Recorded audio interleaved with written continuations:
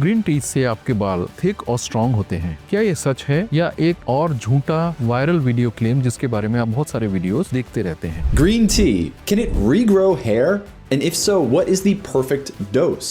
क्या सच में ये सोए हुए फॉलिकल्स को जगाता है या सिर्फ एक मार्केटिंग हाइप है? आइए यही चीज हम इस वीडियो में आज देखते हैं। Hi friends, my name is doctor Satya Saraswat. मैं एक American board certified hair transplant और हेयर लॉस स्पेशलिस्ट हूँ और साथ ही साथ एक गोल्ड मेडलिस्ट प्लास्टिक और कॉस्मेटिक सर्जन भी हूँ। In this video today we are going to discuss the scientific facts about the benefits of green tea extract. ये भी देखेंगे कि इसको यूज करने वाले लोग जनरली क्या मिस्टेक्स करते हैं और इस वीडियो के एंड तक आप ये जान पाएंगे कि whether it's really worth using this for your hair loss problem, और अगर आप पहले से यूज कर रहे हैं तो how can you get the best results out of green tea extract for hair loss. And if you want to know more about hair loss problems and the solutions for that, please subscribe to this channel because इस channel में हम लोग scientific science backed बातें ही करते हैं, कुछ भी हवाई बातें नहीं होती हैं।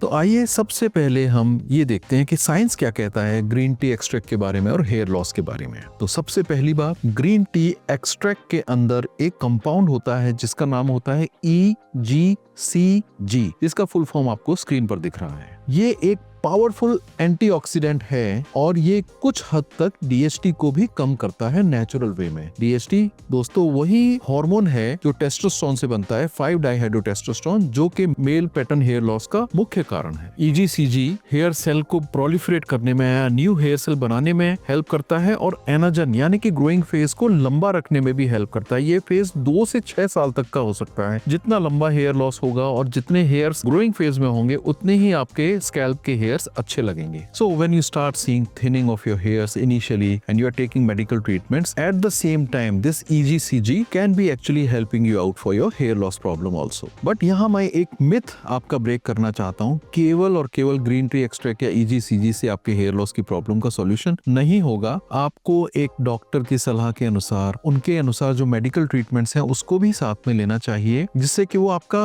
हेयर लॉस की प्रॉब्लम बढ़ रही है या इंप्रूवमेंट हो रहा है सभी चीजों को देख सके। तो अकेला ये ना लें, ये एक मिथ है कि केवल ग्रीन टी एक्सट्रैक्ट ही आपकी सारी प्रॉब्लम्स को सॉल्व कर सकता है। अगर आपको ये जेन्युइन इन्फॉर्मेशन अभी तक पसंद आई है तो प्लीज लाइक बटन को हिट जरूर करें, क्योंकि इससे YouTube को पता चलता है कि बहुत सारे लोगों को ये जानकारी यूजफुल और हेल्पफुल लग रही है। आइए एक बार दोबारा से ग्रीन टी एक्सट्रैक्ट और EGCG के बेनिफिट्स को रिकैप करते हैं। पहली चीज, EGCG DHT को ब्लॉक करता है, जिसकी वजह से हेयर की थिनिंग या मिनिएचराइजेशन कम होता है। दूसरी चीज, ग्रीन टी एक्सट्रैक्ट थोड़ा सा स्कैल्प का सर्कुलेशन भी बढ़ाता है, जिससे कि फॉलिकल्स को नरिशमेंट और न्यूट्रिएंट्स ज्यादा मिलते हैं। तीसरी चीज, ये स्कैल्प को एक तरीके से डिटॉक्स भी करता है, जिससे कि बैक्टीरियल प्रोलिफरेशन कम होता है और जो स्कैल्प में आपका ऑयल का बिल्डअप हो रहा है वो भी कम होता है। लास्ट चीज, फोर्थ चीज है कि इसके अंदर एक एंटीऑक्सीडेंट होता है जो आपके स्कैल्प को प्रोटेक्ट करता है from ultraviolet rays and oxidative stresses. आपने अगर कभी टी ट्री एक्सट्रैक्ट को शैम्पू के फॉर्म में, लोशन के फॉर्म में कभी यूज किया है और आपको वो यूजफुल लगा है या वो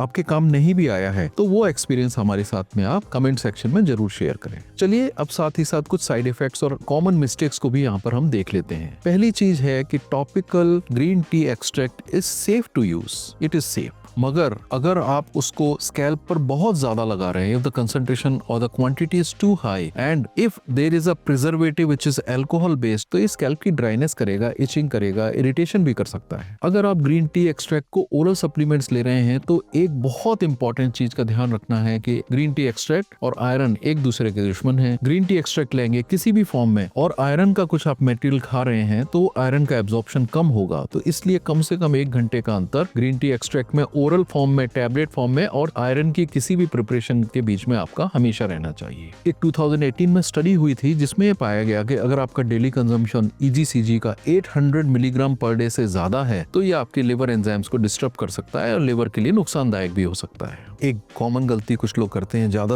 ग्रीन टी एक्सट्रैक्ट लगाऊंगा ज्यादा अच्छा रिजल्ट आएगा। ऐसा नहीं होता है, और कभी कभी बहुत ज्यादा ड्राइनेस कर सकता है और इसका ऑपोजिट असर भी हो सकता है। तो ये एक गलती है जो आमतौर पर देखने में आती है। अगर आप अपने हेयर लॉस के लिए हमसे ट्रीटमेंट चाहते हैं तो जो नंबर आपको स्क्रीन पर दिख रहे हैं इस पर आप हमसे कांटेक्ट कर सकते हैं। चलिए हम बताते हैं कि हम आपके लिए क्या एडवाइस लेके आए हैं इसके बारे में। अगर आप इसको टॉपिकल फॉर्म में लगाना चाहते हैं ग्रीन टी एक्सट्रैक्ट को, तो 1 to 3% तक के EGCG कंसंट्रेशन वाले टॉपिक सीरम सीरम को आप daily once in a day जैसा यूज कर सकते हैं। और अगर आप इसको रिंसिंग के लिए एज अ कंडीशनर यूज करना चाहते हैं तो 2 टी बैग्स को थोड़ा सा गर्म पानी में रख के उसे थोड़ी देर रखे रहने दें। शैम्पू के बाद में आप अपने हेयर्स को उस रेसिड्यू से रिंस कर सकते हैं, कुछ देर बाद उसको ठंडा होने के, एकदम गरम उसको यूज ना करें। सप्लीमेंट के फॉर्म में 200 to 300 milligram EGCG per day के डोज पर आप इसको ओरली भी यूज कर सकते हैं। ये वीडियो आपको यूजफुल लगा है तो इसको और भी लोगों के साथ आप शेयर करें। Best natural DHT for your hair loss, इस बारे में जानने के लिए लेफ्ट साइड के दिए हुए लिंक को क्लिक करें और top 5 mistakes which are damaging your hair line, इस टॉपिक के बारे में ज्यादा जानकारी जानने के लिए राइट साइड के दिए हुए लिंक को क्लिक करें। Thank you.